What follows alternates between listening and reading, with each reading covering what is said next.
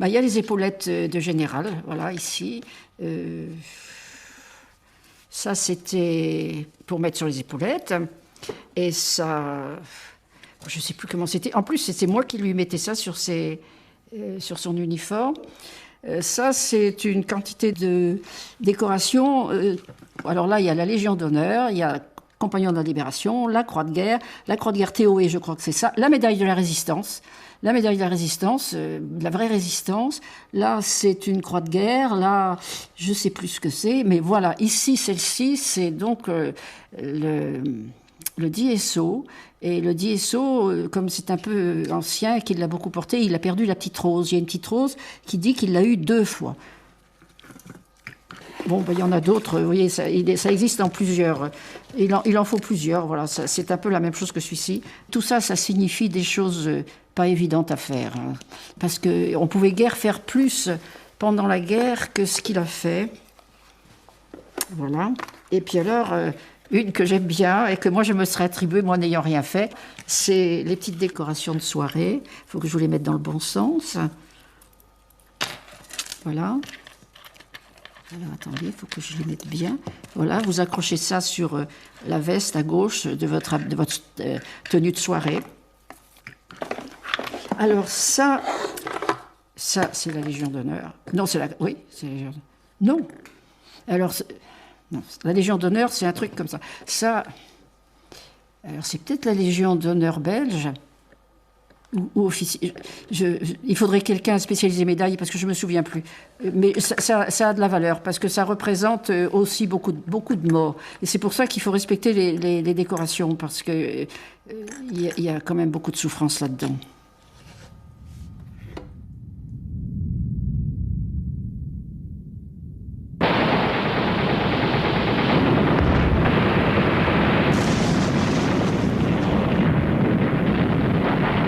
Mes souvenirs d'enfance étaient liés à la carrière de mon père et de mon grand-père et de différents officiers qui m'avaient précédé dans ma famille. Bien pour moi, il n'était pas question de penser que l'armée puisse être confrontée avec des tâches qui ne seraient pas justes. Pour moi, cette notion de guerre juste était le fondement même de ma vocation.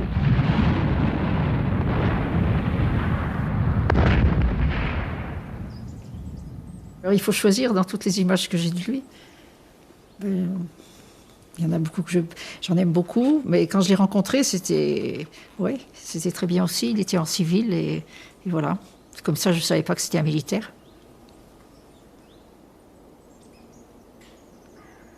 Lieutenant-colonel, moi, ça me disait pas grand-chose. C'est ma grand-mère qui était à Quimper et qui m'a envoyé une lettre pour me passer un savon magistral. Ma pauvre petite fille, mais qu'est-ce que c'est? Tu as complètement changé, je te reconnais plus. Tu te laisses avoir par les décorations et par les grades et voilà que tu es en train de t'embourracher d'un lieutenant-colonel.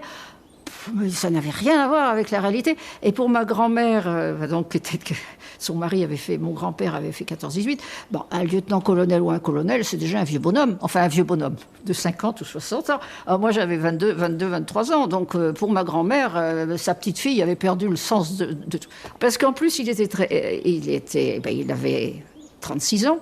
37 ans, je crois, quand je l'ai épousé. Et il ne faisait pas cet âge-là. Il était beaucoup plus jeune que la réalité. Ce qui fait que la différence de 14 ans entre nous deux ne se voyait pas. Ça, c'est marrant, ça. C'est club sportif Saïgonais. Qu'est-ce qu'il faisait comme sport? Du cheval? Il faisait du tennis, il faisait de la piscine. En 52. Du cheval. Non, du cheval, non, pas en Indochine. Pas du. Le peu de choses que j'ai rangées, c'est ça. Enfin, c'était déjà un peu comme ça. Mais moi, je ne peux pas me mettre là-dedans. T'arrives plus? Hein? T'arrives plus à te plonger dans tout ça? Non. Médaille coloniale, le ministre de la guerre. Il y a des papiers. Mais Jacques n'était pas fort. Les papiers, c'était pas son fort. Moi non plus. Ah ben ça, c'est ses états de service, a priori. Ah ouais. Bon, ben alors là, ça commence en 27. Ben, il est sorti de Saint-Cyr en 27. Il était sorti sergent au lieu de sortir sur lieutenant. Voilà. Et il disait finalement, j'ai jamais été adapté vraiment à la vie militaire. Non. Algérie, Oui. Marseille. Oui, bah, tu vois, il était capitaine, c'est en 40. Ouais. Et il a été nommé capitaine, c'était à Narvik, parce que celui qui était capitaine a été ouais. tué, il y a eu des morts. Hein. Et donc, le lieutenant le plus ancien, c'était lui, donc c'est capitaine. Donc voilà, on a le 40.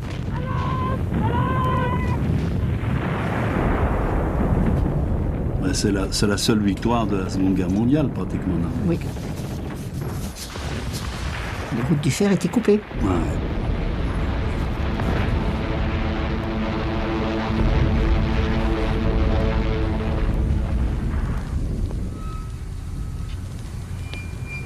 Brutalement, j'ai été confronté avec la réalité même du métier que j'avais choisi, c'est-à-dire la guerre. Et là, j'ai été profondément marqué pour le reste de mon existence par un spectacle que je n'imaginais pas.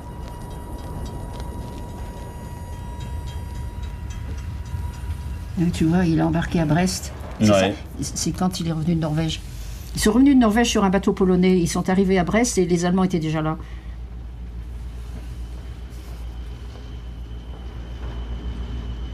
En France, j'ai eu le spectacle de ce pays qui se décomposait. Et j'ai senti avec une force absolument extraordinaire que tout était fini, ou que tout semblait l'être. L'armée française étant battue, la ligne Maginot s'étant évanouie, plus personne n'en parlait. Alors là, nous tombions dans une situation absolument affreuse, où tout se dissolvait dans une sorte de cataclysme qui m'a littéralement rempli d'angoisse.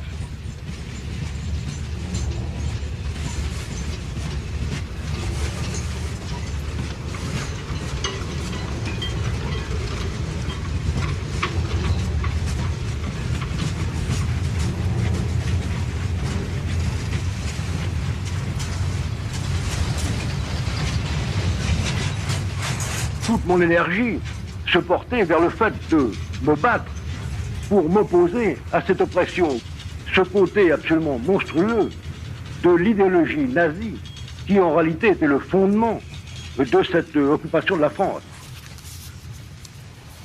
Alors ça, évadé de France embarque à Paimpol le 15-6-40. Alors, il a embarqué le 15, 3 jours avant l'appel, il est arrivé le jour de l'appel du 18 juin. Ah oui, mais là, c'est pas vrai. Ben, pourquoi pas? Oh, il n'a pas mis 3 jours. Oui, pour 3 traverser jours, la ça fait Manche. beaucoup. Oh, bah oui, pour traverser la Manche quand même, Ouais. ou alors à la rame. Hein. Ouais. C'est marrant que ce soit dans ses états de service militaire, parce que c'est là qu'il a fait de la désobéissance. Oui, mais Puisque- il m'a toujours dit qu'il est parti en Angleterre pour s'engager comme 2e classe dans l'armée anglaise. Et puis quand il est arrivé en Angleterre, on lui a dit qu'il y avait un certain général de Gaulle. Bon, alors s'il y a un général français, il va avec le général français, et il a retrouvé toute sa demi-brigade. We shall defend our island, whatever the cost may be. We shall never surrender. Tout le temps où il a fait la guerre, pratiquement, 39-45, il a pratiquement été sous commandement anglais. Jamais, une fois, il n'a eu un problème avec les supérieurs anglais. Bon. Ouais, oui, moi je te dis. Par contre, avec les officiers français, je regrette pour eux, mon mari n'a eu que des emmerdes. Je suis obligé de dire le mot des emmerdes. Voilà, c'est un mot fort, mais c'est vraiment ça. Ils n'étaient pas faits pour s'entendre. Il était trop libre, mon mari. C'était un homme libre. Ben, c'est sûr. Ouais, Ouais, voilà, ouais. voilà.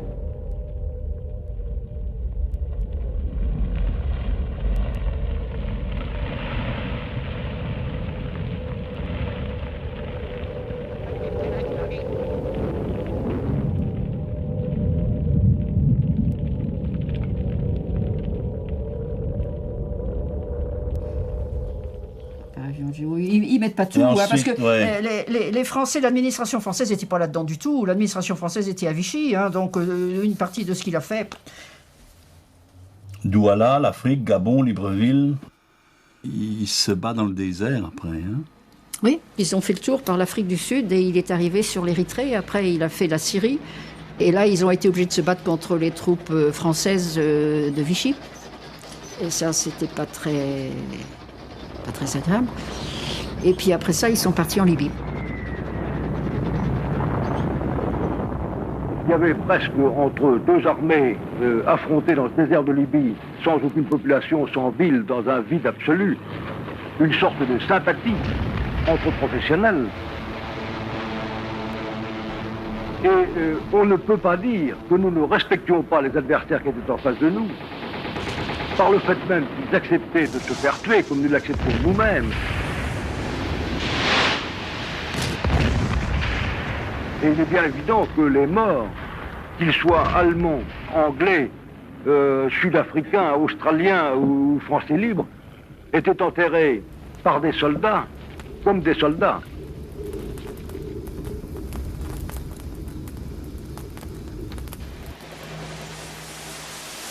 En Libye, il a sauté sur une mine et quand on l'a amené à l'antenne, c'était une petite voiture, là, une espèce de petite camionnette dans le désert. Oh, mais c'est Bolo, alors on va pas lui couper le bras. Parce que les Anglais simplifiaient les opérations en coupant bras ou jambes. Ça guérit plus vite. Tandis que là, les Anglais ont dit « Ah, comment c'est Bolo ?» Parce qu'il était connu partout, Bolo. Bon, c'était un joyeux drill. Je pense que il devait respecter les filles. Je pense qu'il courait les filles quand même. Enfin, je ne sais pas, je ne sais pas ce qu'il a fait, mais enfin, il faisait ça d'une façon correcte, si vous voulez. C'était pas... oui, je crois, parce qu'il y avait... Les gens l'aimaient bien avec respect aussi, le respectaient aussi. C'est Bolo, ah ben c'est Bolo, donc on va lui garder son bras.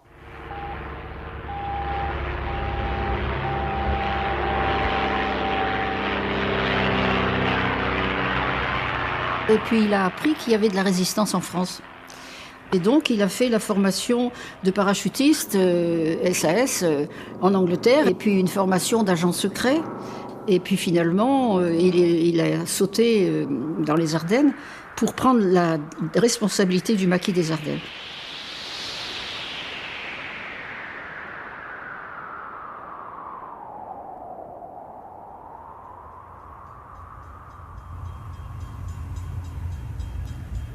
Dans ce contexte de guerre, où on pouvait avoir l'illusion de rester un être humain tout en faisant la guerre, eh bien dans le maquis j'étais confronté à une toute autre réalité.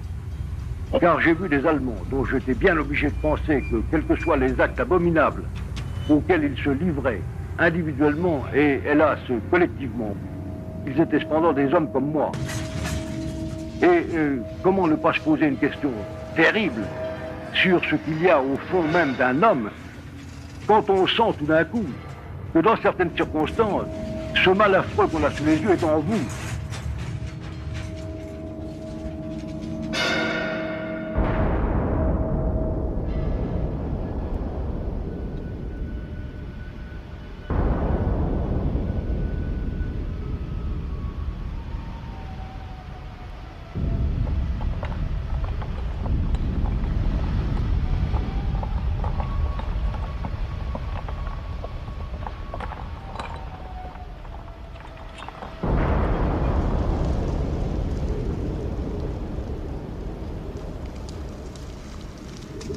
J'ai vu l'Allemagne.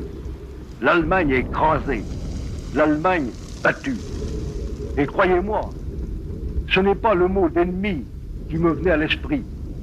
Car comment ne pas sentir, qu'on le veuille ou non, la réalité humaine effroyable de ce pays en plein désastre, où j'avais sous les yeux des villes écrasées, des maisons, des pans de murs écroulés avec des draps blancs qui traduisait dans un symbole absolument affreux l'humiliation de ce peuple écrasé qui se rendait.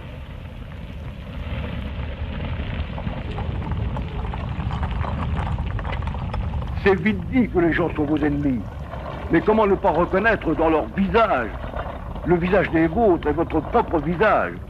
Et cette image de la guerre m'est apparue, enfin d'une manière absolument saisissante, dans son absurdité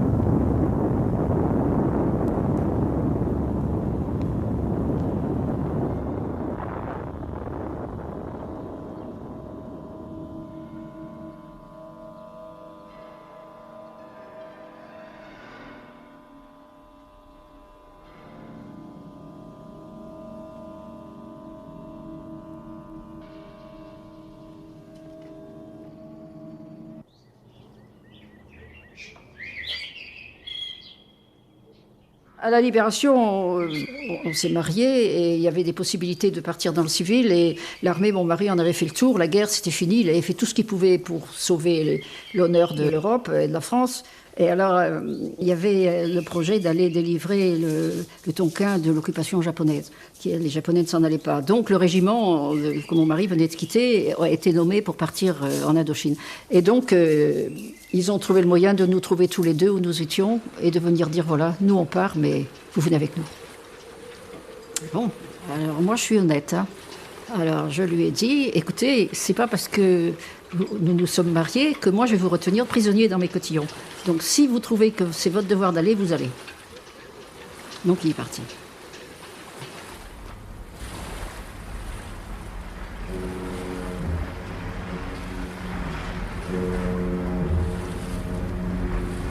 Je savais que s'il partait, c'était pas pour me laisser tomber, c'est parce qu'il avait, il allait sauver la France. Alors vis-à-vis de la France, moi j'ai pas de poids.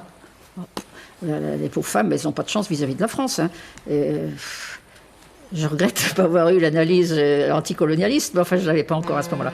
Bon, donc mon mari est parti par bateau parce que les avions il n'y avait pas tellement, c'est pas comme maintenant.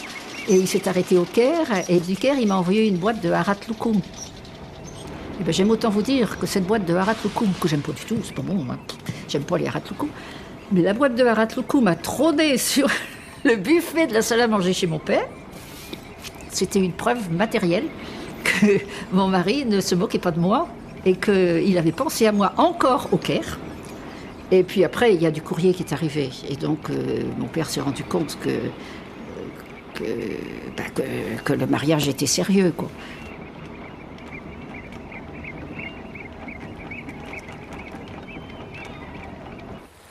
Et puis, moi, j'ai pu rejoindre... je suis partie au mois de mai pour l'Indochine. J'ai mis 52 jours. J'avais envoyé un télégramme pour dire « j'arrive ». Et puis, j'avais pas de nouvelles de mon mari. Il risquait d'être tué, parce qu'il quand même était en opération. Est-ce qu'il savait que je venais? J'étais partie depuis le mois de mai, puis on était rendu au mois de juillet. Enfin, finalement, on est arrivé donc au Cap Saint-Jacques, et puis notre bateau a remonté, et on est arrivé à Saigon. Ah bon, alors j'ai commencé à regarder pour voir en me disant, bon, ça c'est quand même un nouveau pays. Et mon mari était là, habillé en anglais. Il avait donc le short long et large qui arrive jusqu'ici, les souliers du désert qui arrivent jusque-là. Je ne l'avais jamais vu habillé comme ça, mais je l'ai reconnu quand même. Et voilà.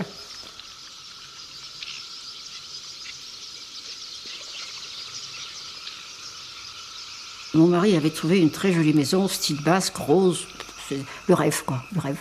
Et il avait trouvé une moine de meublé, alors là, hein, mon mari, des choses matérielles, c'est pas son truc du tout. Et l'amour, ça fait faire des choses aux hommes que c'est incroyable. Ça, vraiment, il s'est débrouillé comme un chef. Et puis bon, et puis dans la nuit, pam. Je dis, oh là là, mais ça tire. Ah oui, c'est très très loin. Ah bon, j'ai dit, mais l'acoustique en Indochine quand même, hein, l'acoustique en Indochine, elle est vraiment grande, elle marche l'acoustique en Indochine. Oh, mais c'est très loin. Et après, j'ai appris que c'était au bout, là. On était en zone non sécurisée.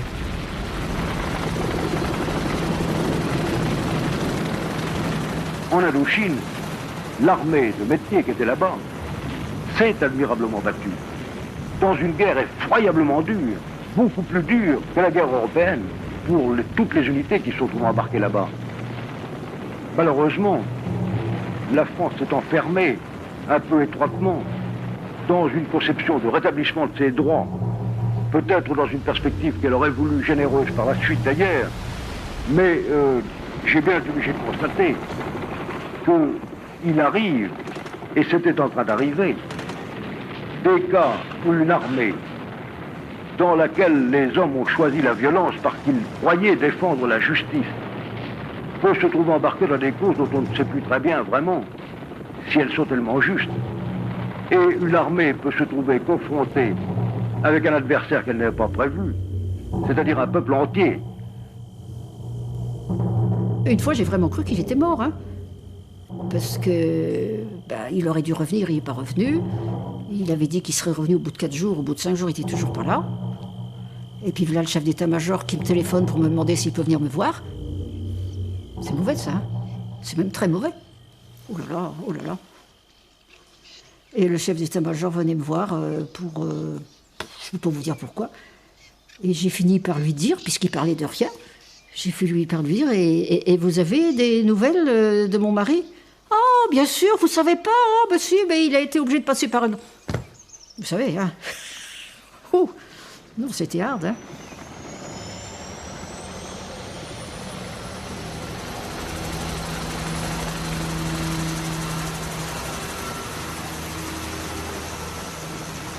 Ce que j'ai pu constater, surtout, c'est le danger absolument immense d'une cause mauvaise dans laquelle une armée est engagée, car ce sont ses valeurs mêmes qui se dissolvent. Vous pouvez faire finalement l'armée, sinon se donner elle-même des justifications pour supporter cette vie extrêmement dure, ces combats de plus en plus meurtriers.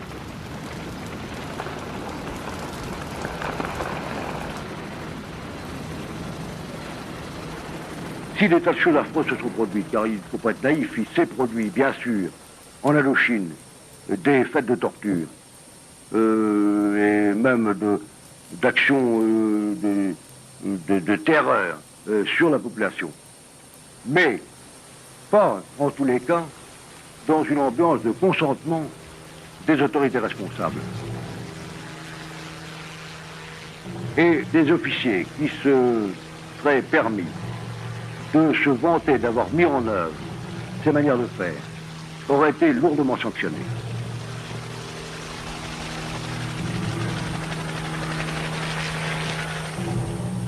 Vous voulez pas un petit peu? Je vais voir. Goûter. Elle est jolie, votre petite pelle. Un sucre. Ah, ça va. Ça va? Y a pas Ça suffit ça comme suffit? ça. Ah bon. Et les chocolats, vous ne disent rien non plus. Oh, mais si, ils me disent beaucoup, mais Alors, allez-y. j'en ai déjà mangé au moins 2 ou 3. Mon mari avait un grand respect pour vous, et vous, je voyais bien que dans le même sens, vous aviez un grand respect pour lui. Il y avait quelque chose de profondément fondamental, Oui. qui était la conjonction du respect de la morale humaine et du respect de la patrie française. C'était tout de même l'incarnation de cette personne dans un petit territoire qui s'appelle la France. Oui. Et il était officier de ce pays-là. Et moi, j'avais combattu pour ce pays-là aussi. Exactement, vous avez eu des parcours très, très semblables. Très semblables. Vous, malheureusement, vous êtes parti dans les camps, et ça, Bien c'est sûr. l'horreur absolue. Et voilà. Oui. Et voilà. Et le fait de parler, ça aide aussi. Ce passé qui est si lourd et que maintenant, il est en train de commencer à sortir. Sur ce que vous avez fait par rapport à l'Algérie. Parce qu'on pouvait régler le problème autrement, et les Français auraient pu rester en Algérie, et on pouvait s'entendre avec les Algériens très bien. C'était eux qui voulaient qu'on reste. Et eux voulaient qu'on reste. Et oui. C'était un problème politique, en fait. Et Monsieur Coty, tout gentil qu'il paraisse, n'a pas une fois fait jouer son droit de... C'était une moule. Oui, c'était une moule. Une moule. Ouais, vous dites les choses carrément, je dis, Germaine, parce que Monsieur Coty aurait quand même pu, en tant que président, faire jouer un peu le droit de... Mais c'était une moule. Eh ben, c'était une moule. Mais oui, mais alors, Germaine, tout le personnel politique qu'on a eu pendant la guerre d'Algérie, c'était des moules. Des moules. Eh ben voilà, on pense la même chose, c'était Voilà, des moules. des moules. Mais enfin, Guy Mollet a menti parce que... C'était un menteur et un oui. lâche. Et un lâche. Et un lâche, parce que ces placards étaient remplis de témoignages de gens de toutes Il me les a sortes. montrés, il m'a dit, regardez, ça, Ah. voilà tous les témoignages qu'on m'a fait. Oui, tous protestaient, voilà ce qu'on a vu. Voilà. Et c'était en vrac dans le placard du président. Oui, et qui prétend il se passait rien. C'était un mensonge organisé tout le long. hein. C'est Comme c'est vilain, oui, comme c'est mal, C'est comme c'est vilain. oui, c'est pas Et c'est une lâcheté en haut mais qui se répercute. qui se répercute Ah bah oui. de haut en bas.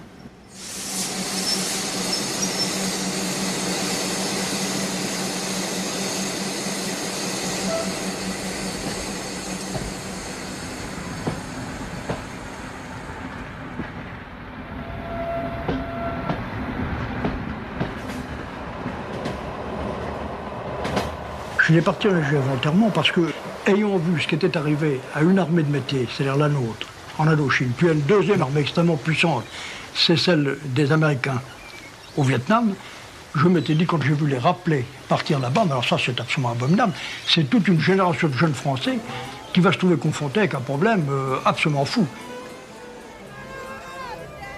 Je ne voyais pas du tout encore le problème dans toutes ses dimensions. Mais je pressentais que ça allait faire une pagaille absolument folle et que les conséquences seraient incalculables.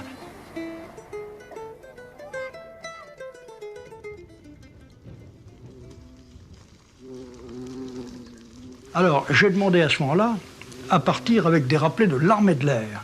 Je dis bien de l'armée de l'air parce que eux, alors là, ils n'avaient jamais vu un fusil. Ils n'avaient reçu aucune instruction, ni morale, ni physique, les préparant à une histoire comme celle-là. Et je me suis dit, oh, ça, du coup, c'est impensable. Il faut aller voir ce que ça va donner parce que c'est pas croyable. Alors, la chance a voulu que j'ai réussi, mais alors après Dieu sait combien de palabres, à convaincre l'administration d'Alger que ma troupe était tout à fait capable de protéger leurs techniciens. Et puisque la politique officielle était une politique de pacification, la pacification, ça voulait évidemment dire qu'on administre le pays et qu'on le remette dans un état normal. Et c'est dans ces conditions-là que pendant 6 mois, j'ai fait ce travail-là. Ma troupe ne servait pratiquement qu'à protéger les chantiers, accompagner les ingénieurs, enfin, etc. Jusqu'au jour où il y a un tournant, mais alors vraiment radical, dans la politique algérienne, entre le mois d'août 1956 et la fin de l'année.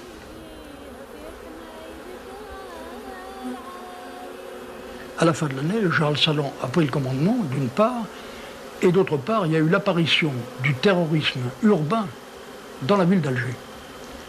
Et le choix du général Salan a été les moyens militaires, et mon secteur s'est trouvé impliqué, donc sous les ordres de Massieu.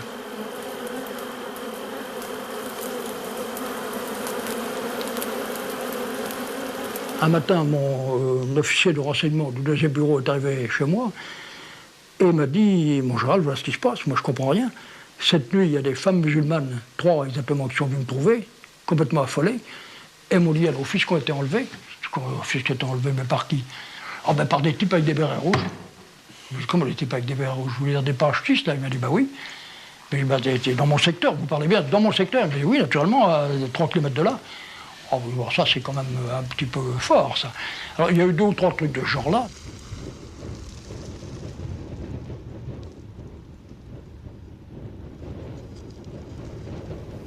S'il était vrai qu'il y ait des brutalités organisées par un individu ou 2, dans les 2 jours, 3 jours qui suivent une arrestation, que pour faire parler un coupable, il soit torturé, ce serait intolérable. C'est pas concevable, même si ça ne se produit qu'une fois. Il y a des méthodes que les autres emploient, que nos adversaires emploient. Mais même dans ce cas-là, on n'a pas le droit de leur répondre par la même méthode. La France, c'est dans le monde le pays des droits de l'homme.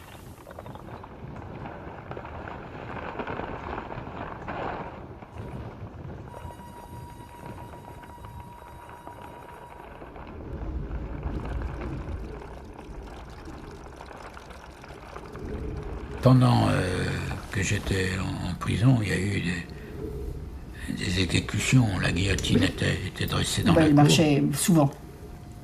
Et on voyait la différence qu'il y avait entre les hommes parmi les gardiens, qui étaient des fonctionnaires. Il y en avait qui étaient tellement tenus par le racisme et par ce qu'ils entendaient, qu'ils ne se rendaient pas compte à quel point ils avaient une attitude qui était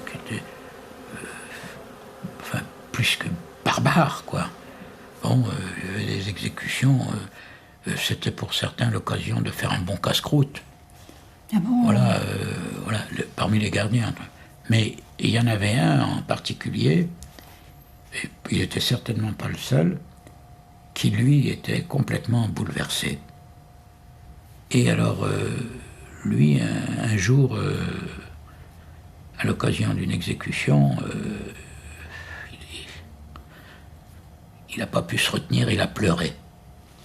Les détenus ont su qu'il s'appelait Antonin, qu'il avait pleuré pendant l'exécution. Et immédiatement, ce type est devenu extrêmement sympathique. C'était parce que les détenus, les Algériens, ont vu qu'il était de leur côté. C'était un homme. Oui, c'était un homme, voilà. Alors il y a ça. Les gens sont pas d'une pièce. Ils sont pas nés pour être bourreaux, tortionnaires ou bien victimes.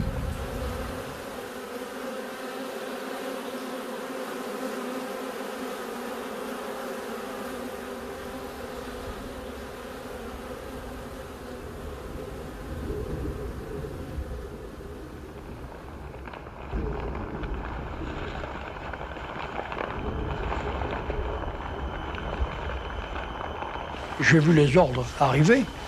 C'était très habile, c'est toujours la même chose. C'est-à-dire que c'était un espèce de texte dans lequel, bien entendu, le mot de torture ou le mot d'interrogatoire poussé ou quelque chose de semblable n'était absolument pas employé, mais dans lequel, avec une insistance vraiment très grande, on mettait l'accent sur l'efficacité à tout prix, et je suis resté complètement pétrifié, là. Et au bout de quelques jours, je ne peux pas te dire exactement combien, j'ai demandé une entrevue à Massu. Les procédés d'interrogatoire poussé, que l'on a appelé un peu trop hâtivement la torture, ont été dans certaines circonstances autorisés par moi-même sur la ville d'Alger, essentiellement, en fonction de l'urgence de la mission. C'est en réalité le terrorisme, surtout le terrorisme urbain, qui nous a amenés à, si vous voulez, à sortir de la légalité, et à sortir même à employer des procédés que je n'approuve pas du tout, mais que j'ai considérés à ce moment-là exceptionnellement comme, dans certains cas, nécessaires. Bollardière m'a dit que c'était inadmissible. Alors, en sortant de chez lui, j'ai eu une sortie un peu difficile. Enfin, je lui ai dit vraiment assez brutalement que j'étais vraiment pas du tout d'accord avec lui, et qu'en tous les cas, en aucun cas, je n'obéirais à des ordres semblables, et que je demandais à voir le général Salon. Ce que j'ai fait le lendemain ou l'après-midi même. Salon est un homme, alors là, puisqu'il est mort, un homme beaucoup plus souple, beaucoup plus prudent et beaucoup plus adroit. Et quand je lui ai demandé de m'accompagner chez le ministre résident, c'est-à-dire M. Lacoste, il m'a dit « Je vous fais l'entière confiance, allez-y tout seul ». Nous sommes là avec Bollardière, encore une fois un homme respectable, dans le domaine de la foi. Et vous ne m'y ferez pas pénétrer. Ce n'est pas mon domaine, c'est un domaine que je respecte. Mais ce n'est pas mon domaine lorsque j'agis comme chargé d'exécuter une politique nationale. C'est un problème purement de nature politique. Il ne pouvait donc être réglé que sur ce plan-là. Malheureusement, le gouvernement ne s'est pas senti en mesure de le faire, et progressivement, sans trop l'avouer, mais dans les faits, en le laissant se réaliser, il a confié le soin de régler ce problème-là à l'armée. Et alors là, c'est l'esprit de corps de l'armée qui a joué. L'armée avait été profondément humiliée pendant je ne sais combien d'années. La défaite de 40, la coupure de Vichy avec De Gaulle, l'Indochine, où nous avions été battus, parce qu'il faut bien appeler les choses par leur nom. L'armée, du coup, ne voulait pas être battue, quoi qu'il arrive. Militairement, elle voulait gagner.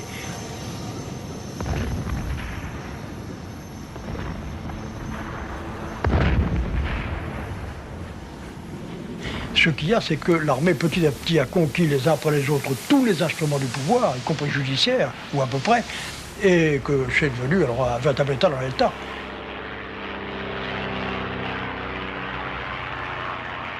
Le nom de Bollardière apparaissait un peu comme un mythe. Voilà, il y en a un, il n'y en a pas deux, il y en a un, c'est lui. Parce que même ceux qui n'ont pas torturé, il n'y en a pas un seul qui a dit arrêtez, ou il ne l'a pas dit ouvertement. Où il a pu le penser, mais il ne l'a pas fait. Et alors rencontrer un officier, un général, qui avait eu cette attitude que nous aurions souhaité de la part de tous les officiers français, c'est-à-dire en fin de compte des gens qui étaient fidèles pas seulement à eux-mêmes, mais à la Constitution française, Constitution qui exprimait très clairement ce que devait être l'orientation de la France, qui ne ferait jamais la guerre à un peuple qui luttait pour sa liberté. Là, l'Algérie a posé pour moi un problème que je ne pouvais résoudre que par une rupture. Car, précisément, à la minute même, où je me suis rendu compte qu'il devenait vain de lutter pour empêcher tout ce que je viens de vous dire, eh bien, à ce moment-là, j'ai demandé à être relevé de mon commandement.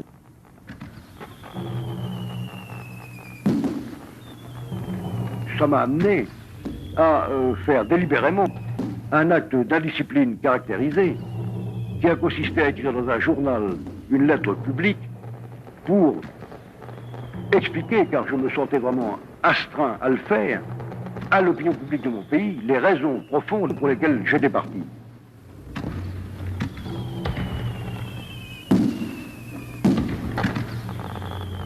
J'ai su la lettre, j'ai su qu'il était d'accord pour que ça fasse du bruit, et moi j'étais tellement révoltée aussi que je trouvais comme lui qu'il avait raison et qu'il fallait que ça fasse du bruit et que les Français se réveillent un peu de leur torpeur et se rendent compte qu'en Algérie, c'est pas des événements, c'est la guerre, c'est l'horreur, c'est l'abomination, quoi. Mais ça non, la lettre n'a réveillé personne, sauf le ministère de la Guerre qui l'a convoqué à Paris et qui l'a condamné à 2 mois d'enfermement. Bon, bah, il est parti en forteresse. Là, du coup, il est parti avec ses chers philosophes et puis des bouquins. Et pendant 2 mois, il a été à l'abri des journalistes. C'était surtout ça. Et voilà. Et donc, il est resté là-dedans du 15 avril au 15 juin.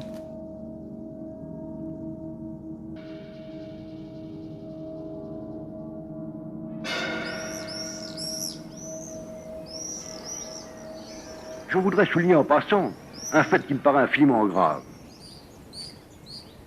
C'est cette passivité qui nous est, au fond, si naturelle et qui nous rend indifférents aux faits les plus tragiques auxquels nous sommes confrontés. Et devant cette situation tragique, l'opinion française a cependant accepté d'être pratiquement privée d'informations. Eh bien là, nous avons vraiment eu la mesure de ce que peut être le conditionnement d'un peuple qui finalement accepte collectivement une réalité qu'il sent bien, qu'il ne peut pas ne pas discerner, mais dont finalement, par une sorte de facilité, il pense que c'est plus commode de ne pas la regarder en face.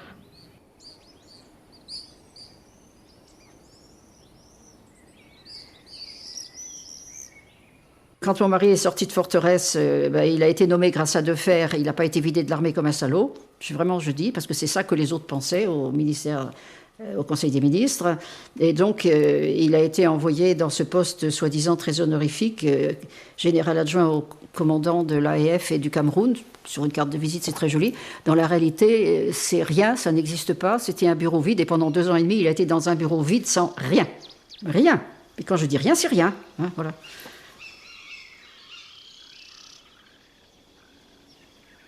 Du coup, on s'est défoulé comme on a pu, donc on s'est défoulé sur le tennis, sur le cheval, sur la natation, tout ce qu'on a pu faire.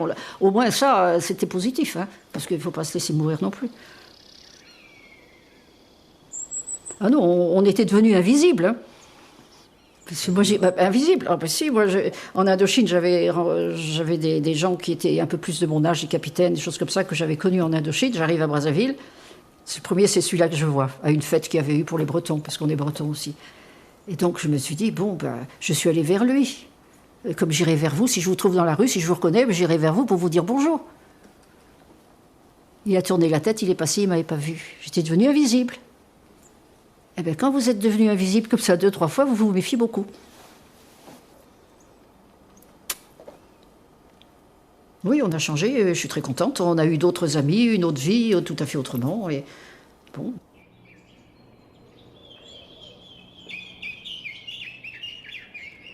Quand il a quitté l'armée, on a acheté cette vieille ferme, on l'a aménagée et après j'ai pu bouger. 30 déménagements, là j'ai fini. Depuis 40 ans que je suis ici, j'ai pu déménager. Il adorait discuter avec des gens qui ne pensaient pas comme lui. Ça, c'était pour l'extérieur. Mais dans le milieu familial, Il ne voulait pas se sentir tellement remis en cause par ses proches, surtout pas par sa chère Simonette, mais pas non plus par ses filles, parce que là, c'était comme une blessure d'amour. Voilà. C'est-à-dire que la moindre diversité d'appréciation ou de ressenti était perçue comme vraiment un coup de couteau au fond du cœur. Voilà, c'est ça. Et une trahison quasiment. Voilà, une trahison. C'était... Alors, je te rappelle de l'image qu'il avait, les petits pois dans la cosse. Ah oui. Et nous, ça ne nous convenait pas du tout d'être tous des petits pois identiques dans une cosse. Nous, on ne voulait pas du tout être des petits pois. Mais c'était peut-être son rêve de la famille un peu à cette époque-là. Lui était le chef petit pois. Il était le petit pois du bout, puis nous, on était les petits pois alignés derrière, et on suivait tout ce qu'il pensait. Et il fallait qu'on partage son... Il a fallu quand même discuter âprement. Tu te rappelles de la période féministe de papa? Ah là là, oui, ça vraiment. La période féministe, quand il a commencé à nous parler des femmes, et il a commencé à nous expliquer les femmes avec toute sa bonne volonté, comme tu disais. Il lisait des bouquins là-dessus. Il lisait des livres et il potassait la question sérieusement. Mais alors nous, on était justement en train de devenir des jeunes filles ou des jeunes femmes, et nous, on revendiquait notre parole à nous. Là, il y a eu une période où on était très énervés. Il avait 6 femmes autour de lui et il nous expliquait ce qu'était une femme. Oui. C'est dur, hein? Ah non, c'est pas soutenable. Ah non, là, on l'a secoué. Là, on a essayé de secouer, mais c'était pas évident non plus. Non, c'était agaçant. Mais oui. Il découvrait. Oui. Ce qui l'agaçait le plus, c'était l'organisation des détails matériels de la vie quotidienne. Alors, ça, il s'en est jamais occupé. Ça, franchement... Oh ben non, mais ça il valait mieux pas qu'il s'en occupe, d'ailleurs. Quand il commençait à s'en occuper, c'était tout de suite il valait mieux pas. Donc pourquoi se serait-il occupé de cela, puisque vous aviez... vous n'auriez jamais non plus souhaité qu'il...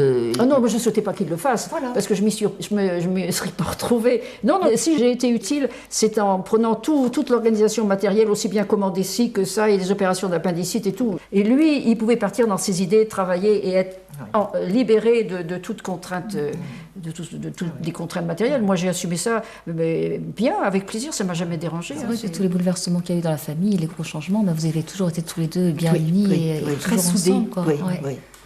Il y avait de l'amour entre vous deux. Ça, c'était par contre quelque chose de sûr. Un grand amour entre vous deux. Simonette, on l'a tout entendu, Simonette. Le premier Simonette était joyeux, le deuxième Simonette était un petit peu inquiet, et le troisième était quand même...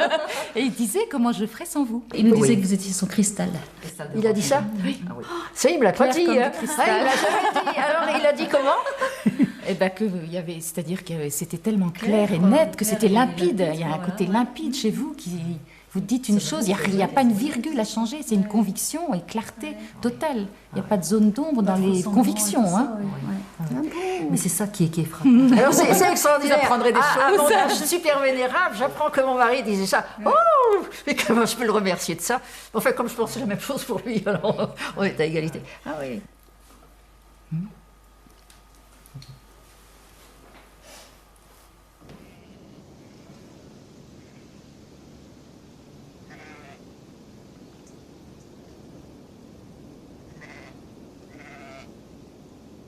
Finalement, je me suis retrouvé dans la vie civile et j'ai d'abord commencé par travailler dans une entreprise à Lorient. J'ai découvert là que la violence ne s'exprime pas seulement dans cette forme particulièrement spectaculaire qu'est la guerre. Comment ne pas sentir la réalité même de cette opposition entre des hommes qui appartiennent à des classes différentes sur des questions qui mettent en cause très profondément la conception même de leur vie et la conception même de l'humain.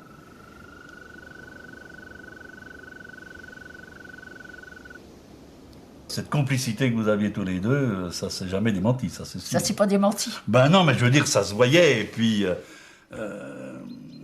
on ne sait pas lequel précédait l'autre d'ailleurs, mais vous aviez toujours finalement la même intuition aussi. Oui, oui. Pour la non-violence, oui, c'est sûr, parce que c'est moi qui l'ai emmené. Donc ça fait quoi, 70, on est en 2000, ça fait... 34 ans, 33 ans. 33 ans, oui. C'était quel mois? Octobre. Ben oui, ça fait 33 ans. Ouais. 33 ans. Il y avait eu des tentatives de fédérer un peu les différents groupes non violents qui existaient en France. Et puis sur Orléans, on a pris l'initiative de créer une fédération sur la base d'un texte qu'on avait travaillé, qui s'appelait donc le Manifeste pour une alternative non violente. Et là, j'ai demandé à Jacques de venir.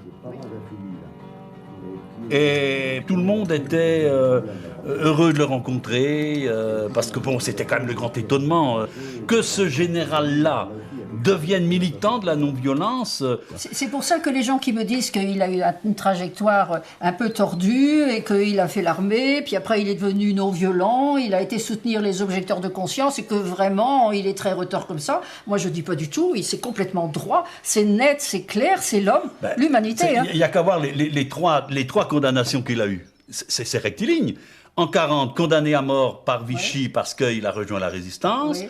En 57, c'est 57 qu'il a été en prison parce qu'il a condamné la torture. Oui. Et puis la troisième condamnation, c'est qu'il est mis à la retraite du coup parce qu'il a, sans demander la permission, dénoncé l'arme nucléaire dans le Pacifique.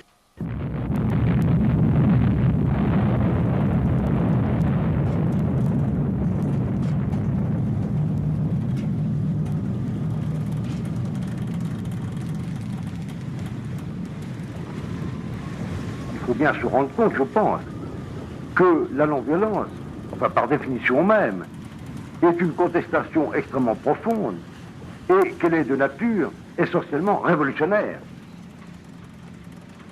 Comment ne le serait-elle pas, puisqu'elle part, dans un premier temps, du réveil même en soi, et pas seulement sur le plan personnel, mais sur le plan collectif, d'une agressivité profonde, en face de situations de domination ou d'injustice que vous ne refusez d'admettre.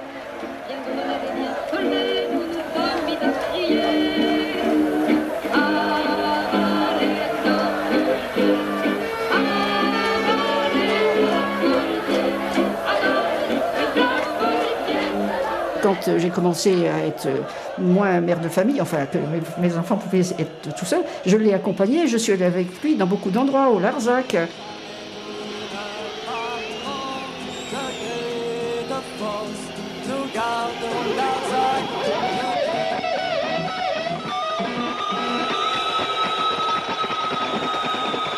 Quand ils ont su que Bollardière arrivait, ils étaient vachement contents parce que, bon, alors que la première fois où il a pris la parole en public un soir, évidemment, quand l'Italie annonce le général de Bollardière, ouh, il se fait siffler, bien sûr, c'est évident, hein, parce que les gens ne connaissent pas, savent pas, bon, alors il a franchi cet obstacle et puis après il a parlé, et à partir du moment où il a parlé, les gens ont été subjugués parce qu'il avait son autorité naturelle qui n'avait rien de militaire.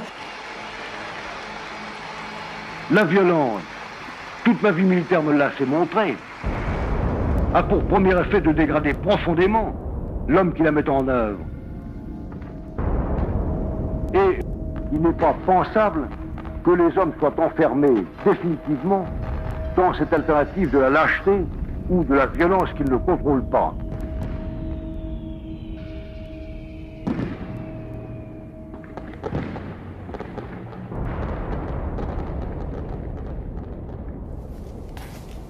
Bon. Alors ça, c'est une manif de la gare. C'est une manif de la gare.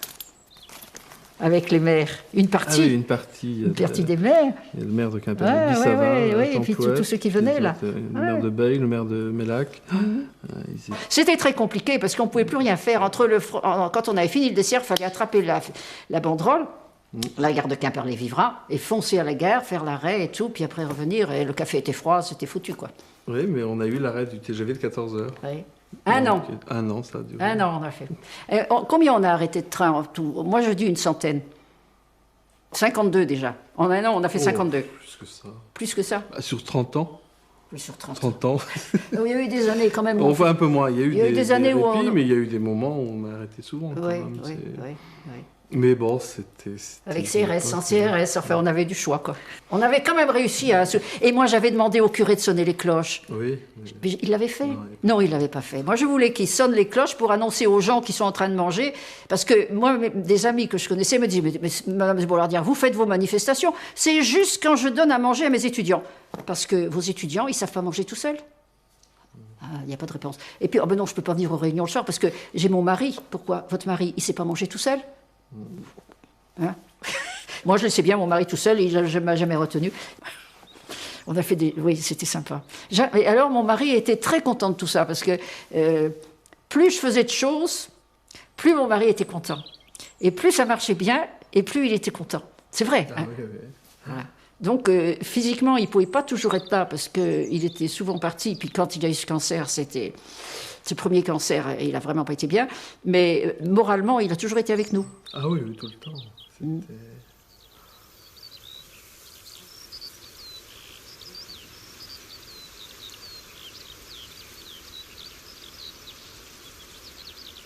Je le savais depuis le mois de juin que c'était fichu pour lui. En plus, c'est moi qui lui ai dit qu'il arrivait à la fin de sa vie, parce qu'on s'était promis de se dire la vérité. Donc moi, j'ai dit la vérité. Hein. Bon, et ben, quand il a entendu ça, et puis il s'est rendu compte que c'était vrai, puis du coup, après, ça a été paisible entre nous, paisible, magnifique, magnifique, de sérénité entre nous jusqu'à ce qu'il arrive au bout. Hein.